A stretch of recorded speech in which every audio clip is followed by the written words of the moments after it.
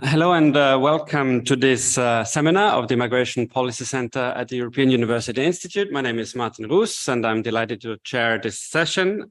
I'm very happy to welcome today Valentina Di Stasio, who is a visiting fellow here at the Robert Schuman Center for Advanced Studies. And she's also associate professor at the Department of Interdisciplinary Social Science of Utrecht University, with an affiliation to the European Research Center on Migration and Ethnic Relations. Valentina will present a paper called Islam, How Bright a Boundary? Field Experimental Evidence of Muslim Hierarchies in Employers' Hiring Decisions. So we're all very much looking forward to the presentation. And as usual, we'll have about 20-25 minutes presentation and then questions from the audience. And if you're following us online, if you have a question, please write your question in the chat. And we'll then ask the question to Valentina here in the room. Okay, thank you. Over to you, Valentina. Thank you. Thank you for the invitation and the opportunity to present this work. And thank you for those in the room and those who are connecting online. What I'm presenting today is some joint work with my colleague Anna de Vries, and it's a work on hiring discrimination, particularly hiring of Muslim job applicants. And we rely on a field experiment that we've been working on for a few years now, and that has been conducted in several European countries. Before starting talking about the design, I wanted to explain a little bit the title because it has a bit of academic jargon maybe, but we try to we draw basically on some debates that have been happening in the social sciences about immigrant integration, and particularly the focus of the integration debate often being placed on Muslims and Muslims as a group that is presented as in need of integration. And particularly a few years ago, Nancy Foner, professor of sociology, raised this provocative question: is Islam in Western Europe like race in the United States? And her point was that Islam was such a defining sort of bright boundary in Western Europe that categorizes, that contributes to processes of in-group and out-group exclusion. And basically she made the point that culture can do the work of race if attitudes, ways of life, beliefs are presented as unchangeable as skin pigmentation. And in this debate, I particularly also draw on work by Jocelyn Cesari, pointing to the fact that the European integration debate has been Islamicized, meaning that Muslims are presented as both an external enemy as well as an internal enemy.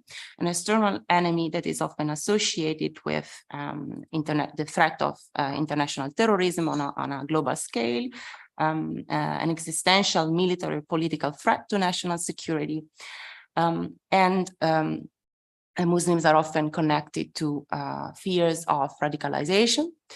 And on the other hand, also an internal enemy, because Muslims are presented as unassimilable others that are fundamentally different in terms of values, in terms of national identity. They are commonly stereotyped as violent, inferior, politically disloyal, aggressive, and this contributes to triggering feelings of symbolic threats. So this is our starting point from an academic perspective, but this sort of like one example of how the European integration debate has been focusing on Muslims and whether or not Muslims are integrated comes from just a few pictures from what is known as the integration report in the Netherlands. It's just an example from the countries that I come from, I mean, where I work. And this is a report that is supposed to present a comparison of indicators and how a comparison of groups and how they are faring with regard to, for example, employment, education, and a number of different integration domains. As you can see, over the years, consistently, the group that is presented in the first page as in need of integration is consistently the group of Muslims. So Muslims are very much at the center of the debate on European integration. And what we know from the literature, I'm trying to combine two strands of literature, one that developed in social psychology and the other one that developed in sociology. When we look at the social psychology literature on anti-Muslim prejudice and what are the roots of these often negative attitudes towards Muslims, we know that Muslims are a chronically salient group. So if people are asked to think about foreigners, they tend to think about Muslims, even in countries where actually the group of foreigners consists largely of Christians. And attitudes towards Muslims tend to be much more negative than attitudes towards other immigrant groups, and particularly non-Muslim immigrant groups. The literature in social psychology has pointed to two different reasons why attitudes tend to be negative. One has to do with these perceptions of symbolic threat. So as I said, a threat to national identity, to systems of values. And often this perceived threat has to do with the idea that Muslims are fundamentally different with regard to attitudes towards, for example, gender, family, sexuality, and at the same time also more realistic threats having to do not only with economic concerns but also security threats, so military threats and threats to democratic values. And what we know from this literature is also that prejudice tends to be stronger, especially towards Muslim men. This has been shown in some experimental and non-experimental survey research.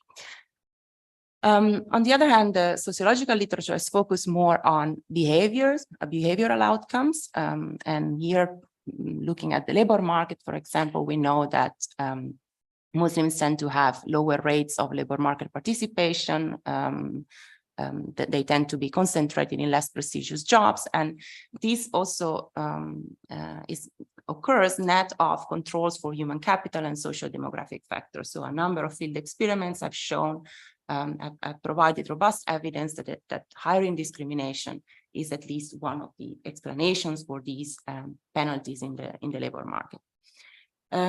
What we think is missing in this literature is a stronger focus on possible differences within the Muslim group. So that is a bit our intended contribution with this paper. So there's been little attention to possible variation among Muslims. And so the research questions we pose are the following. So we try to go beyond the question whether employers are discriminating among Muslims, and we try to understand whether there is systematic variation, in this case in callbacks, so in the extent to which Muslims are considered when applying for jobs, depending on characteristics of the countries that they come from that could be associated with these symbolic and security threats that I mentioned before. And we try to understand whether these threats are specifically associated to Muslims, or if they apply more generally to other groups originating from the very same countries. And to do this, we rely on a field experiment, which is a bit of the gold standard in discrimination research, because basically we create job applications that are on paper basically equivalent. They include exactly the same information about the background of the candidates, and the skills, the qualifications, except for those characteristics on which we expect to see, based on which we expect to see differences in treatment. And in this case, we focus on the country of origin and the signaling of religion. To the extent that we see differences, then we can robustly say, convincingly say that this is due to discrimination because it's the only characteristic that varies. And this is a method of research that has been used widely to test for discrimination.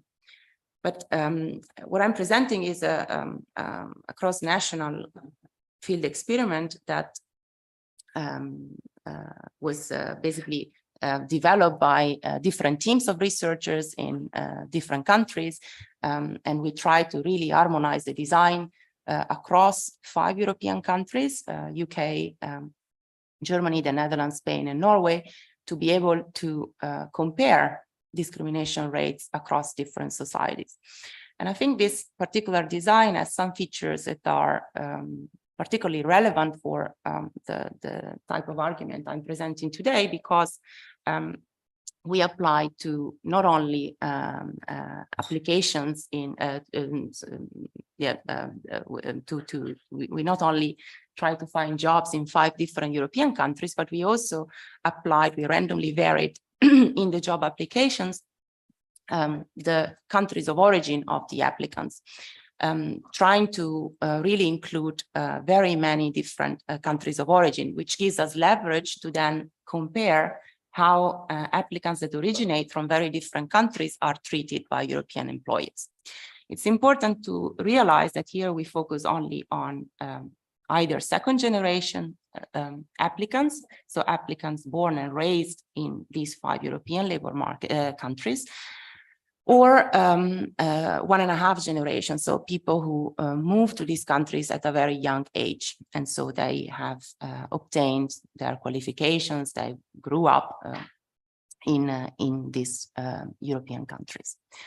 And it's always very hard to harmonize any, I guess, research design across countries, but here we focus on those 6 occupations that were reasonably comparable across these 5 European countries, namely the occupations for cook, payroll and admin clerk, software engineer, store assistants, receptionists, marketing specialists, so occupations that span different skill levels and also involve different levels of customer contacts. And we not only applied with fictitious job applications that signal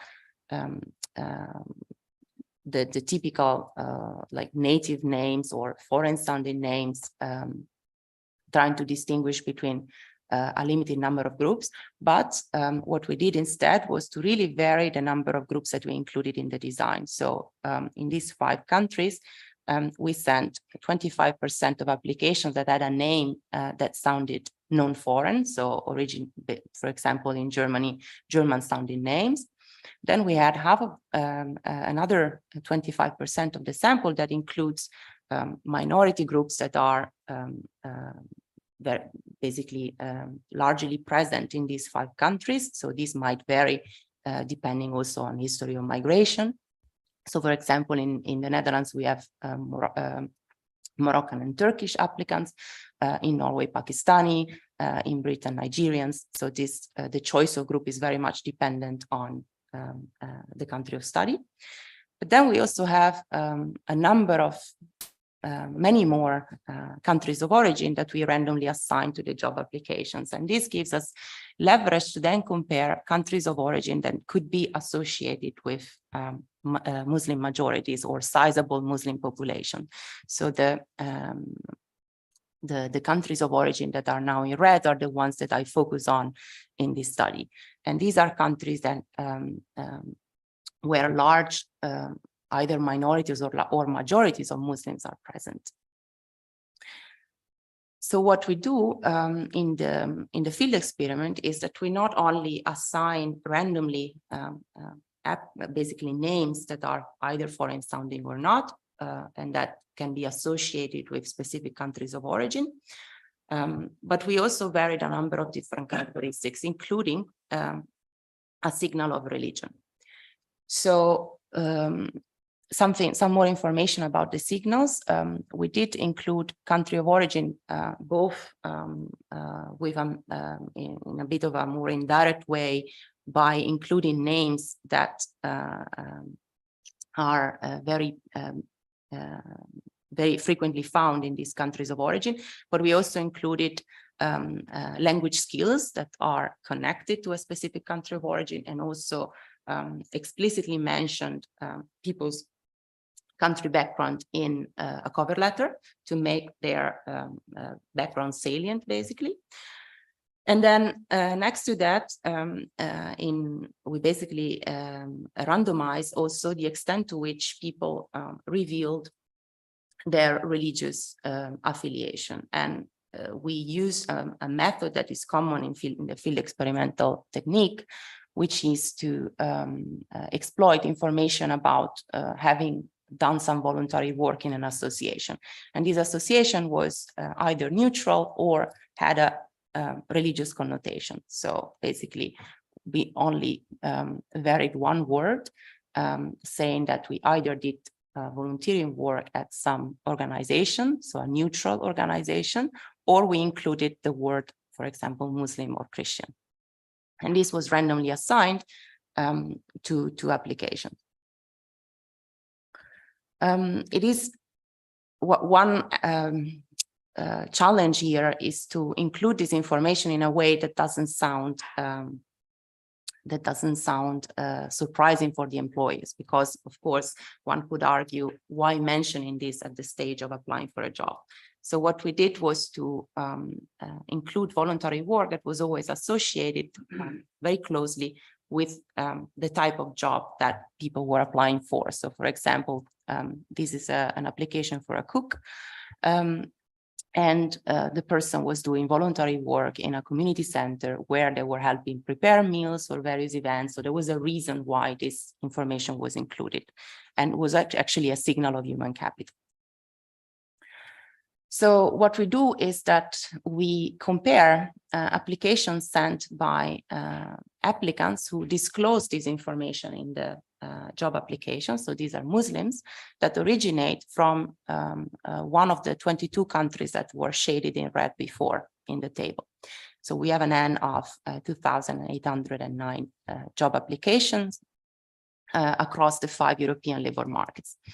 And then we want to compare how these different applicants are treated, whether or not they are invited for job interviews, exploiting variation across countries of origin. So we try to find indicators at the level of the countries of origin that could be associated with these ideas of symbolic or security threat. So in particular, we look at whether the country of origin is a country where Islam is the preferred or a state religion. We have a measure of gender inequality. We have a measure of authoritarianism, Islamic terrorism casualties, and we include controls for GDP and the percentage of Muslims in the population. So for example, for level of authoritarianism, we rely on an index that basically includes information on people's right to vote, associational rights, organizational rights, political freedoms. For the level of gender inequality, we use an index that basically measures women access to education, health, employment. And for Islamic terrorism casualties, we use a measure that sums up the number of victims and wounded that could be associated with Islamic terrorism acts in the countries of origin. Because we are comparing 5 European labor markets that also vary in a number of different ways, and this could also affect the callback rate, we also include fixed effects for the destination countries, so the 5 countries where we conducted the fieldwork. And because we only have 22 countries of origin at the higher level, we also correct in the multi-level model for the fact that we have a few groups. So just to give you an indication of what are the callbacks and basically how often these applicants are invited by employers, I included here also a benchmark, which is basically at the very left, and it's the majority group. So those that did not have a foreign sounding name and did not include any information on their religious background. And we distinguish between 2 different types of callbacks, either the fact of receiving any signal of interest from employers, so a broad definition of callbacks, or a stricter indicator that only measures direct invitations to job interviews.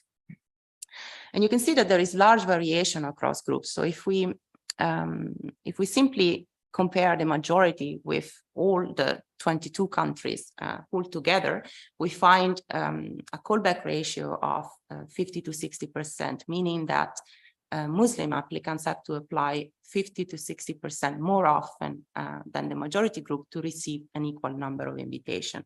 And this difference is statistically significant. With a rather similar picture if we look at invitations to job interviews. And as you can see, there's also a lot of variation across countries of origin. Here I group them according to the region of the world where these countries are located. So we have European countries, South Asian countries, Middle East and North African countries, and Sub-Saharan African countries.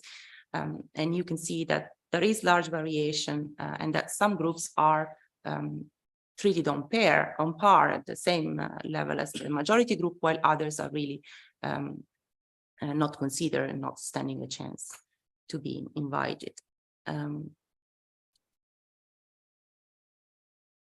Maybe in the interest of time. Well, in previous work, I've shown that, because now we are only comparing people that do mention their Muslim, that their affiliation to a Muslim association explicitly in the CV. But in previous work, I showed that part of this discrimination is really due to an anti-Muslim bias, because if we focus on a restricted number of countries for which we apply with either neutral informations or information on voluntary work at a Muslim association, or information about a voluntary work at a Christian association, so we basically fix on countries of origin, we see that there is only a penalty when people mention a Muslim association and not so much a Christian association. And this is consistent with also recent research done in France by Valfort. So there is something about this discrimination that is really an anti-Muslim discrimination, and not just discrimination against people that originate from these countries of origin. So then, turning to our research question, we try to understand whether we can, in one way or another, explain this pattern of variation in callbacks across groups. So we included both in separate models, one at a time, but also all together, these 4 measures that with which we try to operationalize the security and symbolic threats that I mentioned before. And we see that especially we find a robust association with level of authoritarianism of the countries of origin. So we see that predicted callbacks range from 31% for Muslims originating from countries that are classified as free, such as India, to 19.5% for Muslims originating from unfree countries like Somalia or Eritrea. We also find in some model an association between the gender inequality index and the callbacks, basically indicating that European employers are less likely to call back Muslims who originate from a more gender unequal context, which we interpret as an indicator of symbolic threats also playing a role. But when we include both gender inequality and level of authoritarianism in the same model, this result is not always robust. We also run separate analysis by gender, and we see, that the association with level of authoritarianism is only present for men. So it is Muslim men from authoritarian contexts that are the most penalized, which is also consistent with maybe the expectation that these security threats are triggered more strongly with Muslim men, because they're more readily associated with the threats of terrorism. And what we try to do next, and this is the last piece of analysis I'm showing, is that we try to understand whether this is a country of origin effect, or if there's something more to it. So do these countries of origin lead to the same type of penalty for all applicants, or only for those who signal the fact of being Muslims in the job application? So what we do is to focus our analysis on a subset of these countries for which we also have a comparison group of applicants, exactly same job applications, but who did their voluntary work in an association that was either Christian or Buddhist, so it was non-Muslims.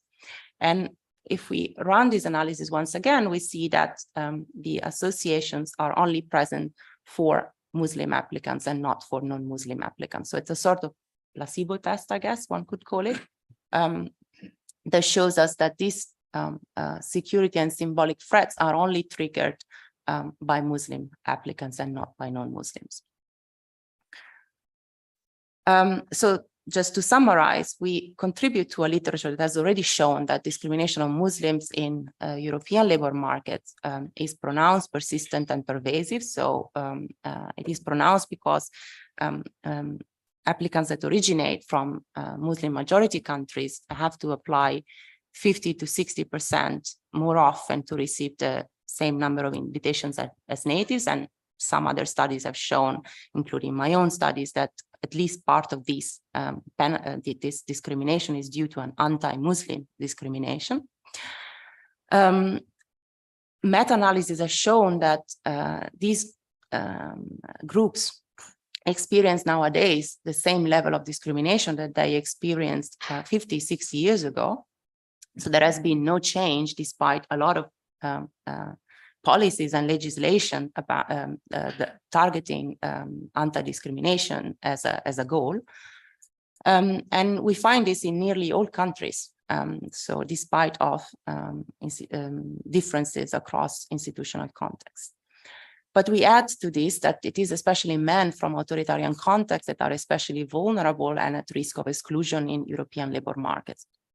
So the next steps that we are working on is to try to really understand whether to understand the stereotyping process that is underlying this association, because now we only see that there is an association between group level characteristics and how these applicants are treated by employers. But it would be also important to understand what are the individual level drivers of this association. So in ongoing work, but I don't have time to talk about this, but we show that Muslim men are especially the target of negative stereotyping because they are perceived as low in morality, but high in agency and in assertiveness. So they are both distrustful and feared at the same time. And this might be a reason why it is especially Muslim men from authoritarian contexts that trigger these security threats and as a result are strongly discriminated in Europe. Thank you. Thank you very much, Valentina, for this really interesting presentation and paper. We've got about half an hour for questions. If you're following us online, if you have a question, please type your question into the chat box of on YouTube, and then I'll ask the question here in the room. But we'll start with questions from people who are here with us in the room. So, Ettore. Thank you so much. The GEM project is really a stronghold of discrimination research and a really admirable work. I have a major issue with this. There is a major predicament in this type of research for me, and I'd like to discuss this with you. Actually, for me, the only weakness of the research design is that we know nothing about the receiving end. Who's making decisions? Who's discriminating? And there is some sort of assumption then, I mean, the phenomenon is real, is perceivable, but how generalizable is this about discrimination in society? Is people in human resources representing the whole of society, or are they, I don't know, a type of or a sector of the population who is particularly sensitive or prone to discrimination? I wonder whether there is any research, at least trying to include or to model at least the characteristic of the companies, of employers, that may nuance where discrimination comes from. Yeah, thanks. Yeah, I mean, you're right. With these types of design, we have a lot of control over what we say about the applicants, but we don't know much about the demand side. And I mean, I think in the end, it could be the case that human resource professionals are different from the general population, but they're still the gatekeepers of employment opportunities. So if we want to understand access to jobs and barriers in access to jobs, I would say they are the relevant population to address. It would be interesting to know more about this population, to try to see whether this discrimination is concentrated in specific organizations. So to do this, I think more targeted single country studies could try to gather as much information as possible from the employers. In this particular case, it was hard to do because we tried to really harmonize the design across countries as much as possible. And the sampling frame that we used in each country to then scrape the job vacancies and apply are really, really different. So we do have some pieces of information in one country that are not present in another, and it becomes hard to say something about European employers. What we could do, for example, I'm talking about the British case because that's where I collected the data and where I was responsible for the fieldwork. Together with Anthony Heath, we have a measure of basically let's say the skill shortages, in the sense that we knew how many other applicants had applied when we sent our applications. And it's a bit of a rough proxy because of course people could apply in other ways, but we see that this doesn't really matter. So there's a strong aversion towards specific groups, even in those for those occupations like software engineering or even cooks, that receive only 1 or 2 applications in total. So it's really a strong, I think, strong suggestion that, you know, there's really something more to it than that. That's really some prejudicial motive. Yeah. Thank you, Martin. Yes, thank you, Valentina. Very interesting paper. A question about the destination country effect. So it's good that you clarified in the presentation. In the paper, I wasn't sure after reading the paper whether you included the destination country fixed effects or not. But still, there's a question of whether you capture everything that you need to capture, right? Especially interaction between destination and origin groups. Right? So the question is, to what extent are you concerned about this? So the destination country fixed effects, of course, controls for the general characteristics of the labor market in those countries. But what if specific origin groups have a specific treatment in specific destination countries, right? So you mentioned India in the UK, right? And it's possible that for historical reasons, maybe migrants from India are maybe relatively better treated than Muslim migrants from other countries and other destination countries. And you wouldn't capture that, I think, by the destination country fixed effects, because that captures only the destination side, but not the interaction. So is that something that you are concerned about? And could you do something about that? Also, because maybe the last point is that there is quite some variation in which origin groups are represented in destination groups, right? So that is not random across destination group. It depends on the specific representation of those origin groups in the destination group, in the destination country. So that exacerbates to some extent the effect. Yeah, no, that's a good point. And we haven't really dealt with this so far, or at least in this paper. And I would add that there's also a possible issue with cultural distance measures that, you know, are based on both country of origin characteristics, but also country of destination ones, and the combination between the two. So we are trying now to run additional analysis to see whether these associations are still maintained once we take into account aspects such as, for example, linguistic distance or measures that take into account both the country of destination and also the country of origin at the same time. And I think, I mean, otherwise, another way to deal with this would probably be to explore also interactions between country of origin and destinations, but the model becomes really very complex. So that's what we have done so far.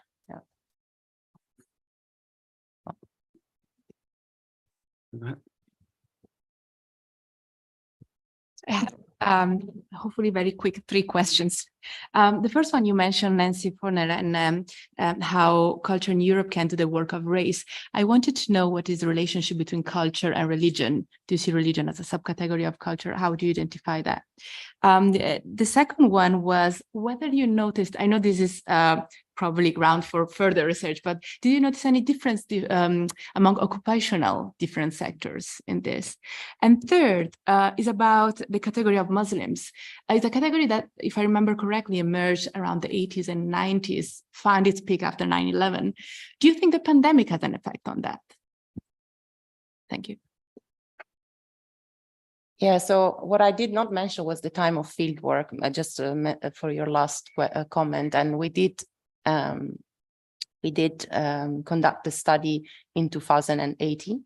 So it was pre-pandemic. And what we see also from, not just from our study, but meta-analysis, is that there's a rather stable trend of discrimination over time. And when zooming in particularly on Muslims, but these are studies that don't necessarily look at the effect of religion, but basically look at applicants that originate from Muslim countries. We do see that there is an increase of discrimination after 2001.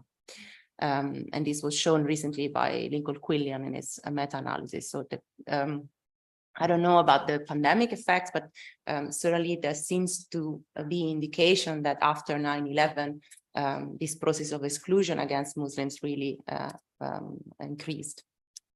Then about occupations, yeah, we do find some differences. It's very hard to find a common story in the sense that we have so many groups and so many countries and so many occupations that yeah, it's quite hard to really find one single finding. Maybe something interesting to mention in relation to applicants from the MENA countries is what I showed in a paper with my colleague Edvard Larsen. So we show that there is a tendency for employers to prefer women in women-dominated occupation and men in men-dominated occupations. But this tendency is only there for whites and natives and white minorities. So, for example, when we look at the Middle East and North African, we don't see this. So, which suggests that the gender stereotype that we associate to women and men do not apply when we look at these specific groups. So the masculinity traits that are appreciated in natives and white minorities are not really rewarded when North African and Middle Easterner apply for jobs. And the same goes for women. So just one result that speaks to the occupational differences. And then the role of religion, I mean, what we can do here is quite limited in the sense that we also don't know anything about strength of religious beliefs. We only mention in a way that tries to be unobtrusive some connection with religion. In the end, it is basically involvement in an association that has a religious connotation, and it doesn't really get to the question of whether these religious beliefs are endorsed, how strongly they are endorsed. I think we would need different types of designs for that. Yeah. Thank you. Yes, thank you so much for the excellent presentation. I have a few questions and observations. So since the study focused partly on second generation, like migrants or applicants, why do you think the country of origin still play a role in the likeness of their of them getting invited to interviews or getting jobs, because many of them probably they grew up in Europe, they have the EU citizenship and everything. So does still the country of origin still why still plays a role? My second question, we spoke here about, I mean, thank you for the presentation. I mean, you presented results, which are great, but what do you think should be done to improve this situation in the future? And you mentioned that there is a progress in legislations, but what should be done? Should we consider generic CV without name and something? Because I have experienced that myself, and recently we had this, we had a baby, and we had to think hundreds of times to choose the name of our baby in order not to look Middle Eastern, because I know this situation, I experienced it myself. Also, what do you think should be done to change this stereotype? Because I worked for international organizations in the Middle East and North Africa and so many Middle Eastern countries, and they would say, when I try myself to hire some Arabic speaker because I need that person in that international organization, oh, they say, oh, Arabic speakers are not qualified. But did you look at their CV? Did you test them? But in reality, no. But what should be done to change this stereotype? Not only in Europe, but in international organizations still exist this stereotype and this kind of discriminatory behavior that I really myself dislike a lot. Thank you. Thank you for your questions, also for sharing your experience. With regard to the question on generation, so I think from a research design perspective, focusing on second generation, I think is essential, because then we keep also the qualifications and the expectations about language fluency constant between Muslims and non-Muslims, and in particular the majority group. And I would say that, you know, if the process is about stereotyping and these stereotypes are often based on rough proxies and countries of origin, is something that can inform general beliefs, regardless of whether these are accurate or not, but about how people could possibly perform or behave at the workplace. And I mean, theories of this statistical discrimination, for just to name one, really draw on this idea that in the absence of when information is limited, people use these rough proxies to make decisions. And second generations are often, we know from some research that in some cases are also, for example, more have this if we think about theories of reactive ethnicity, that they can be even more religious. So that you know, if religion is seen with fear, then, you know, it's focusing on second generation is not necessarily you know, out of scope. What should we, and just to finish the thought about second generation, it's also, I mean, we try to signal in the CV whether applicants had arrived in the country at a young age or whether they were born there, but we don't know exactly whether employers really pay attention to this information, because it seems that as soon as we have a foreign sounding name, then this kind of covers everything else, because also we don't really find very strong differences across the two generations. What should we do to improve it? I mean, you mentioned CV with no names. I mean, one question I sometimes get is, do we need another field experiment that shows us that this happens? And my personal, my answer is that we do, because it is also important to map that this is a problem and keeps being a problem with no progress over time. And to show that there is no progress over time, we need to keep running these experiments, maybe also with more clever designs that allow us to say something more. So not just whether discrimination exists, but also what are the possible drivers. We see, for example, now that there is a clear patterning of callbacks. So it's not just an aversion towards any foreigner, but there's specific roots of prejudice underlying these employers' behaviors. What can we do to improve it?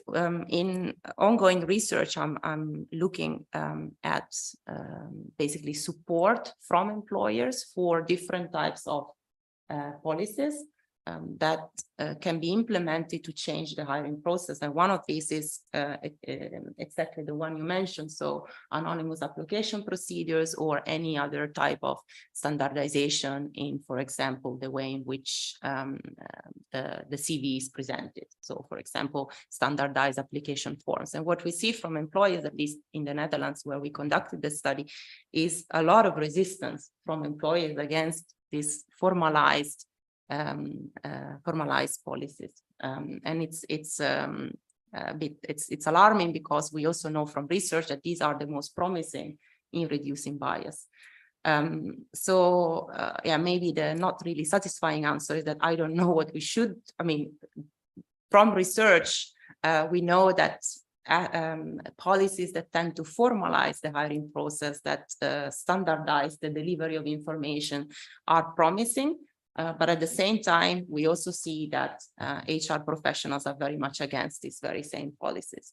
From more qualitative studies conducted in the same context, so in the Netherlands, we know that one barrier that is perceived by HR professionals is the time and costs that are associated with changing the hiring process. So we have a lot of, there are a lot of like relatively small organizations that simply don't know where to start.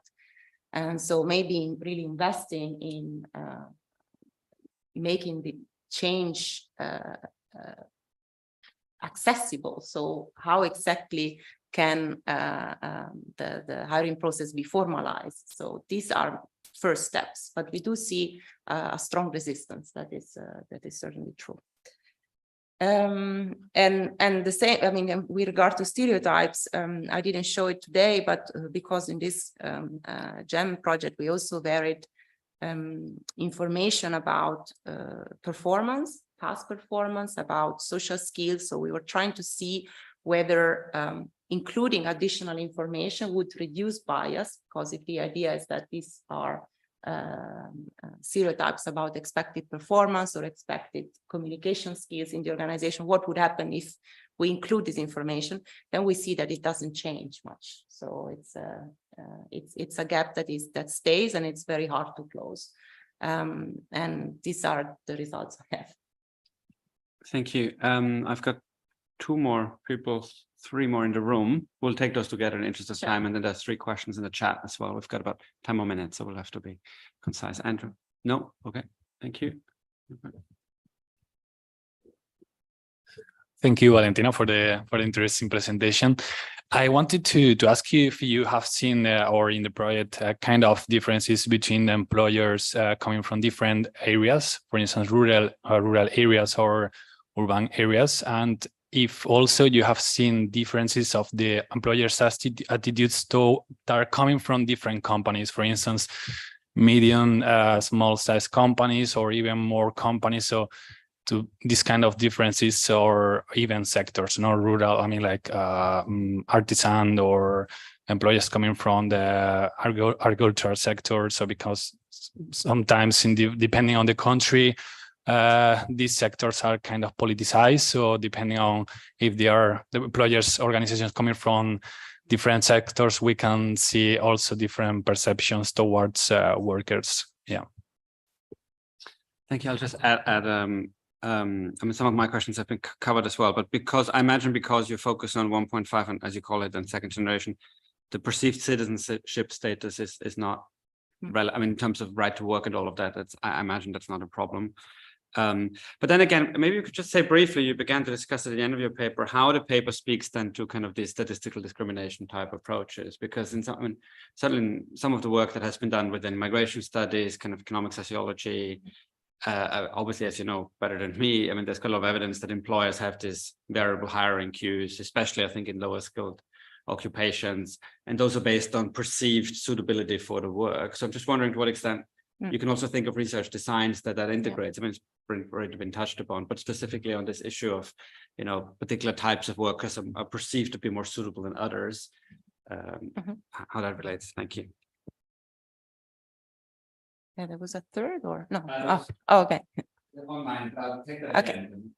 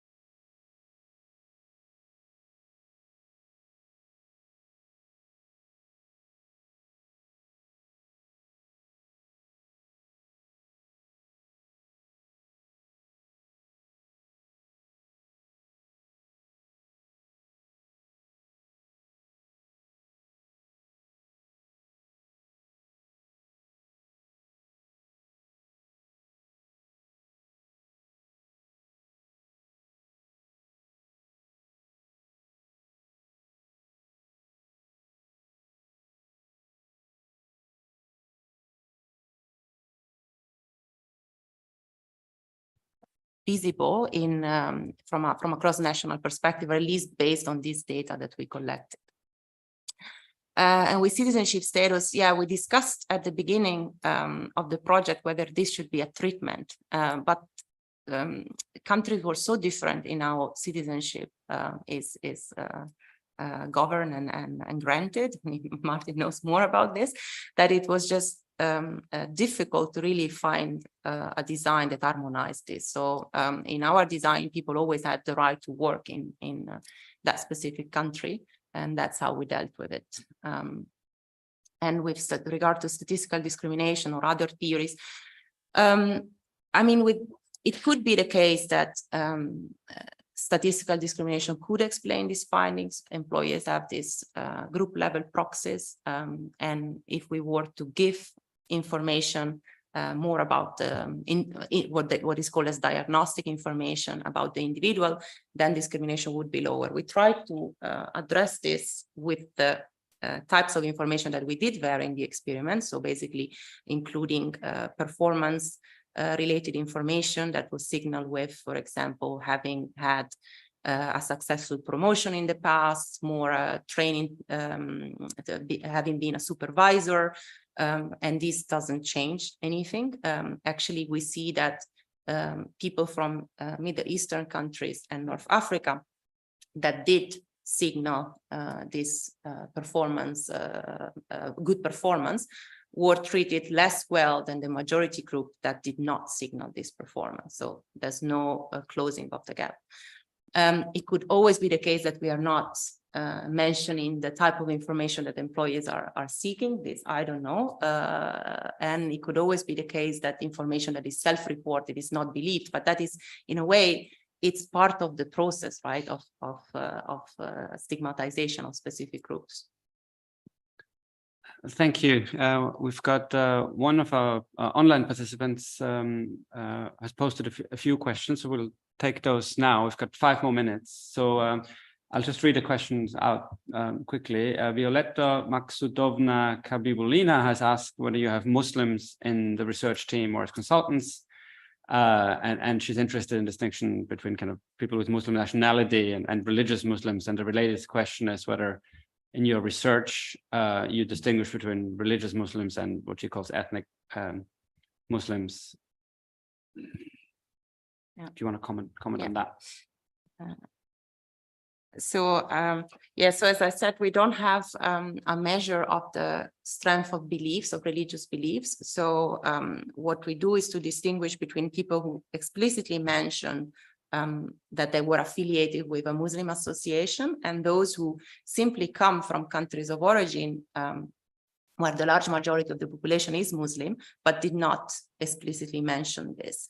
So I don't know if this can falls under the definition of ethnic Muslims, but that's the type of comparison we can make.